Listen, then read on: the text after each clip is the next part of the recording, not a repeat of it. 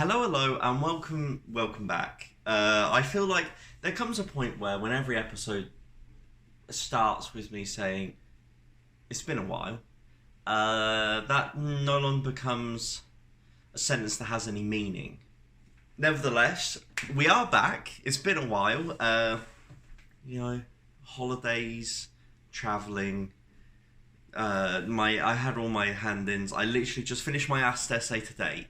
So that it shows how much I wanted to come back, that immediately upon finishing my last essay, that very night, it is the almost 9 o'clock in the evening. It is evening time. I'm in Canada and I've returned. So I don't know what more to say. My original plan was to come back with some reviews. However, I kind of wanted to get back into the swing of talking to the camera again, saying hello to you all. I appreciate every single one of you that comes back, or anyone new, because not even when I take a break, just between videos, I don't expect people to return, so I 100% appreciate you. If you do enjoy, please do like, please do subscribe.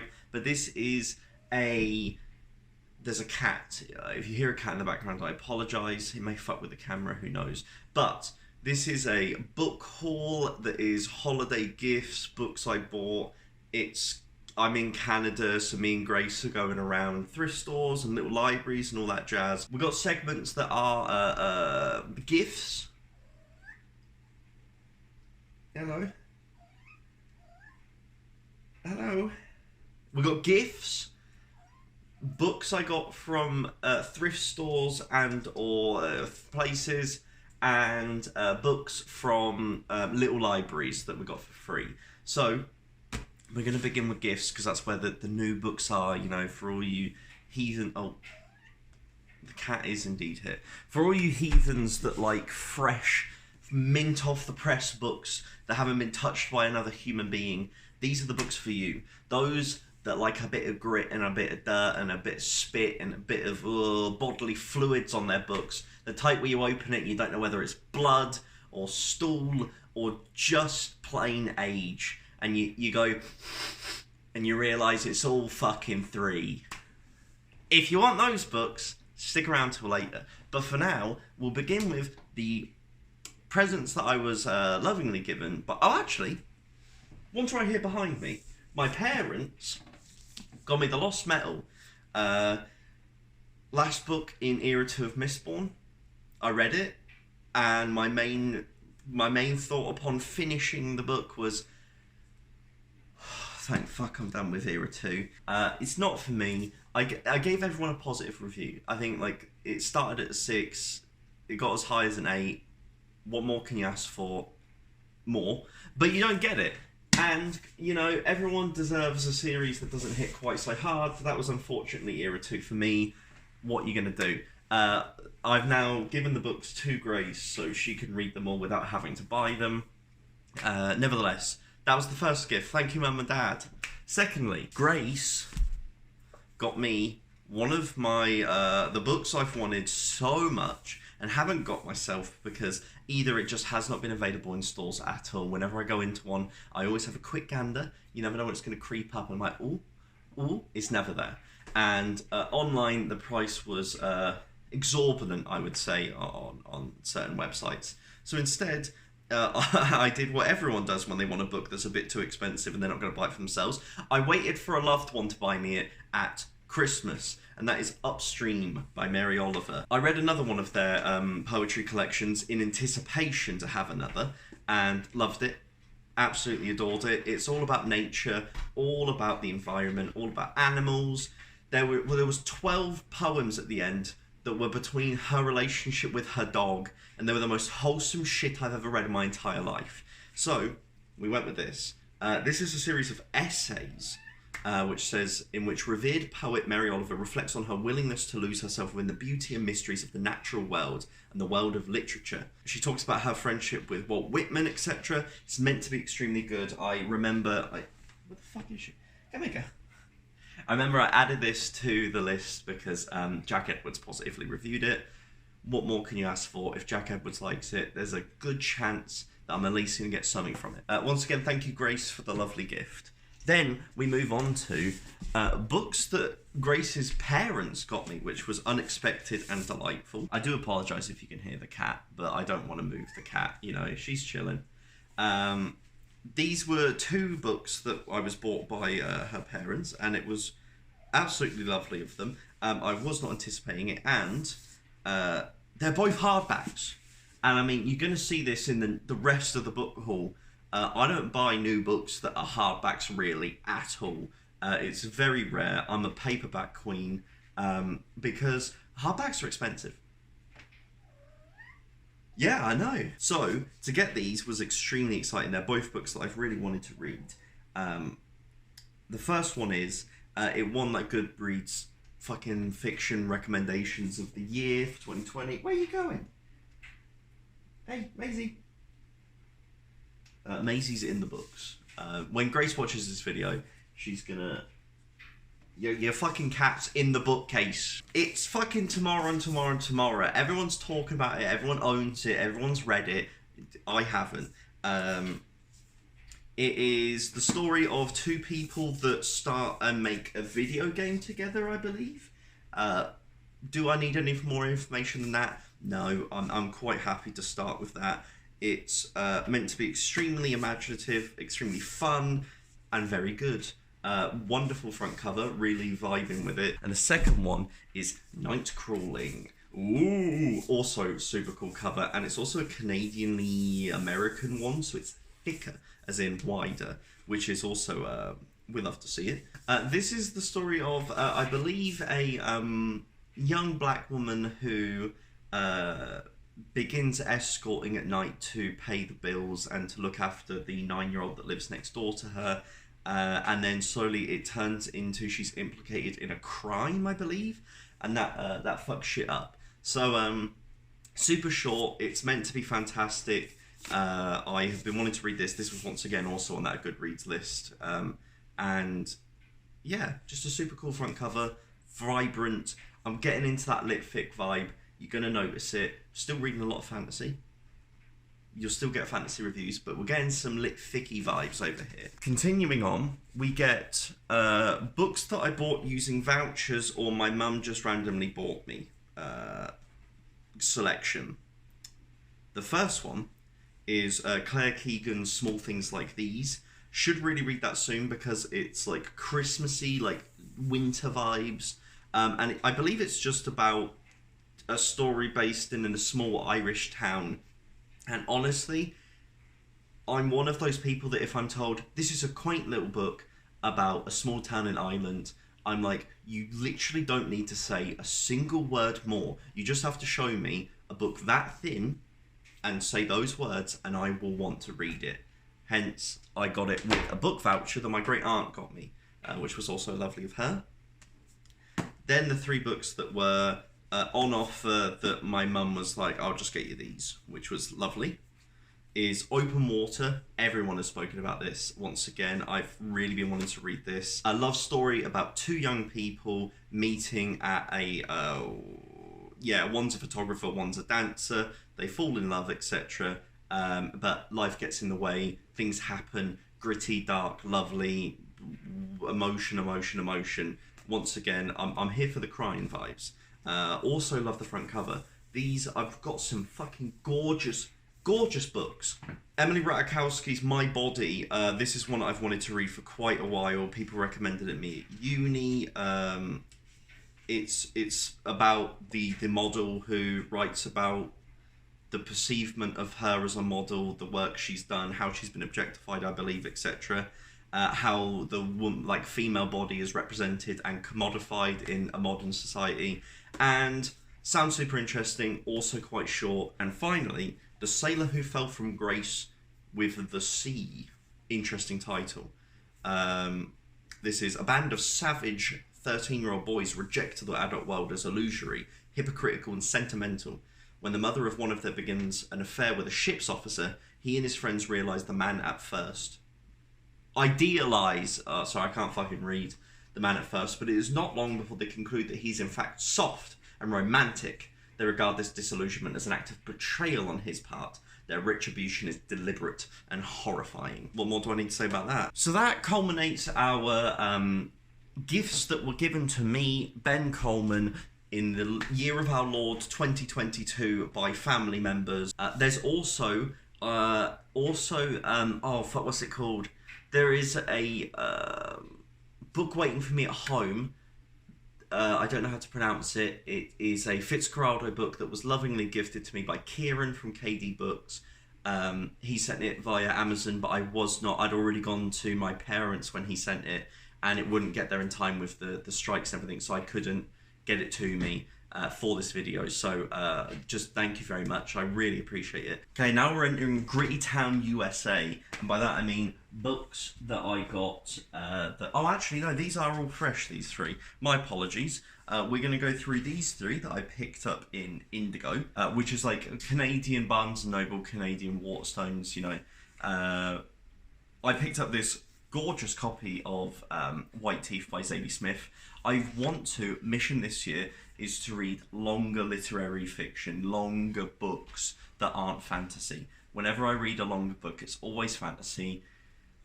I resort to 200-page, 150-page contemporary fiction, which I do love, but it would be nice to rifle through some longer books there. I'm doing that at the moment, I'm reading Girl, Woman, Other, which is a longer book, and so I hope to do the same with White Teeth. This is also, hopefully, you never know, could also become part of my third-year dissertation, because one idea I've had is the idea of multi-generational stories in different societies and different languages, and the difference between those. So, for example, White Teeth goes across 3 generations, and then the other one I would like to do alongside that is 100 Years of Solitude, which would then also be a multi-generational story, and then maybe I could connect the two, compare the two, see what happens. I think that could be interesting. So that's there as well. Next up is The Employees. The Employees is a book that I've wanted to read for a long time. It just wasn't available. I couldn't find it in any bookstores. It was like Upstream. It didn't exist. It was out of stock online and everything.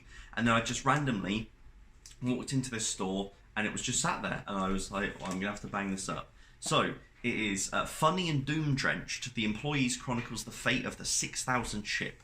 The human and humanoid crew members alike complain about their daily tasks in a series of staff reports and memos. When the ship takes on a number of strange objects from the planet New Discovery, the crew becomes strangely and deeply attached to them and start aching for the same things: warmth and intimacy, loved ones who have passed, shopping and child-rearing, and faraway Earth which now persists only in memory, even as tensions boil toward mutiny, especially among the humanoids.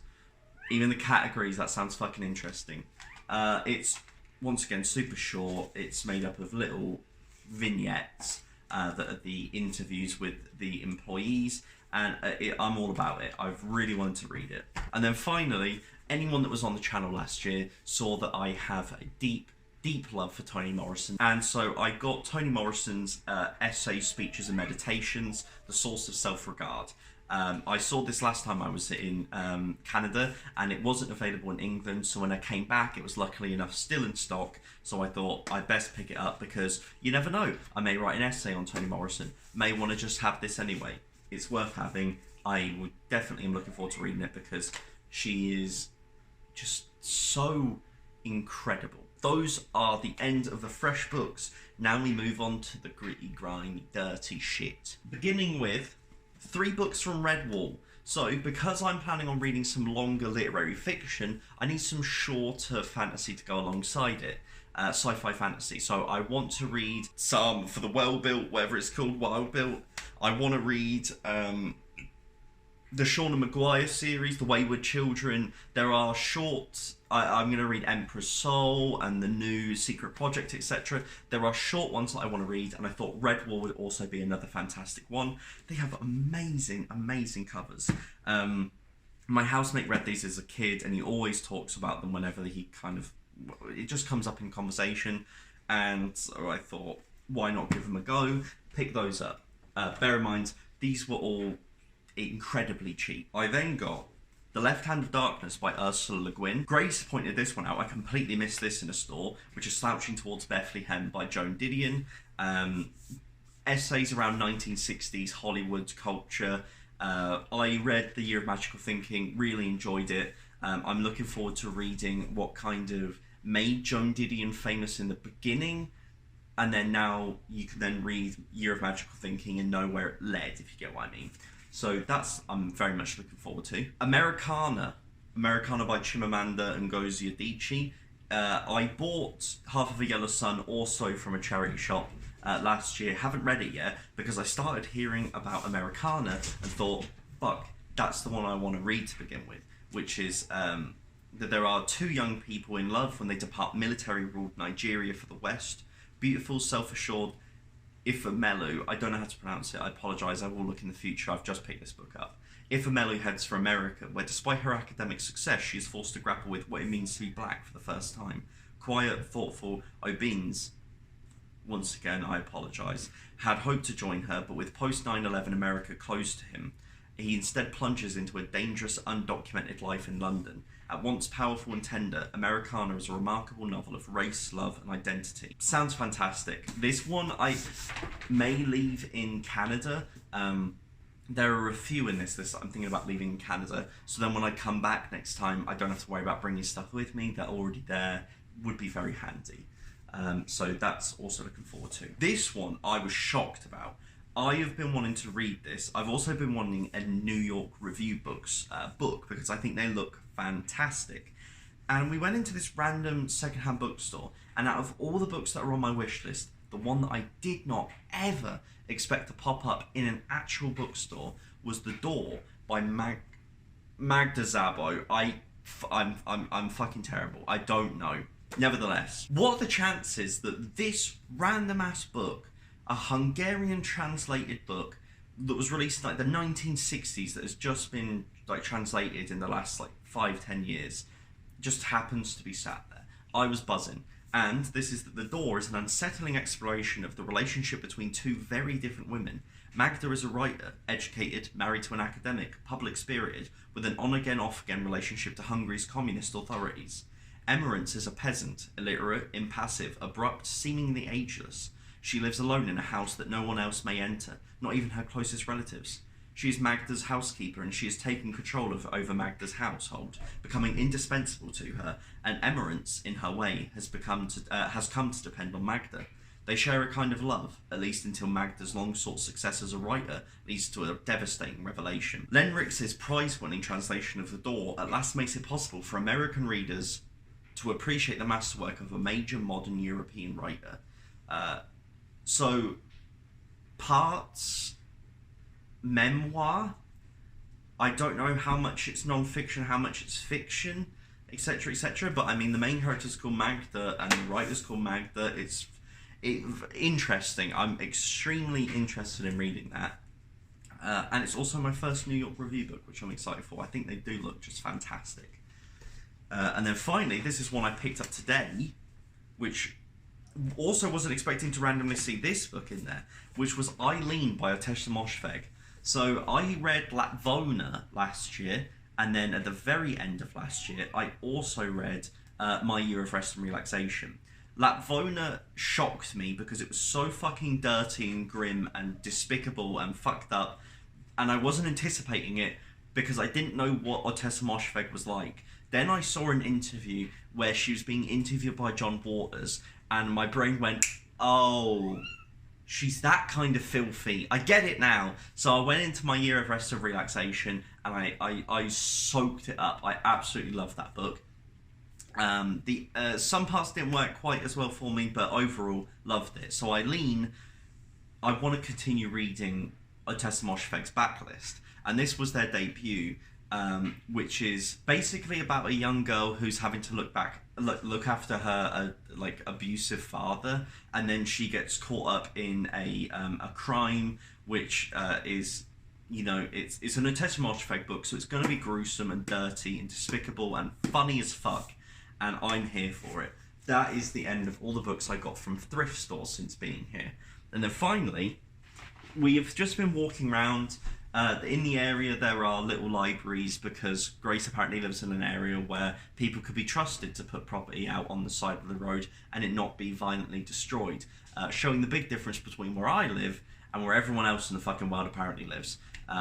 Nevertheless, walked around and I got 3 books from them.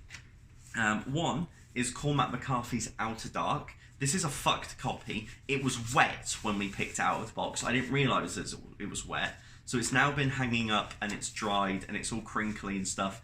Don't really care because, you know me, I don't care what books look like. I want to read Cormac McCarthy this year. I own No Country for Old Men and I own The Road. I'll probably read The Road first, but I'm buying this preemptively for if I fall in love with Cormac McCarthy's writing and do the same I did with other authors last year and just deep dive them, I have this ready to go.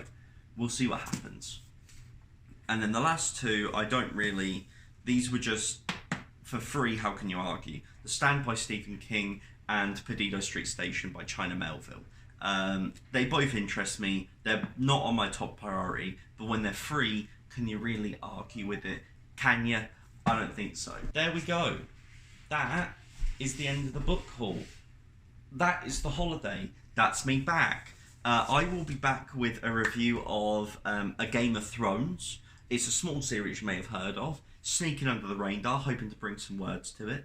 I reread it after a decade. I'm going to give you my thoughts. And the other one is Migrations by Charlotte McConaughey, which is a book I wanted to read anyway because Grace loved it. I read Once There Were Wolves by the same author. Really enjoyed that. But I also had to do it for uni because it's part of my environmental work thing. So, was excited anyway. Overall, if you did like, please do enjoy... What? If you did enjoy, please do like, please do subscribe. Let me know whether you've read any of these books. Please let me know any thoughts you have on them. Which ones do you think I should read first? And then, to send you out, first off, I hope you have a lovely rest of your day. And secondly, I'm going to pose for a thumbnail, and at the end of the video, it's going to awkwardly stay there. So, enjoy me whilst I do this.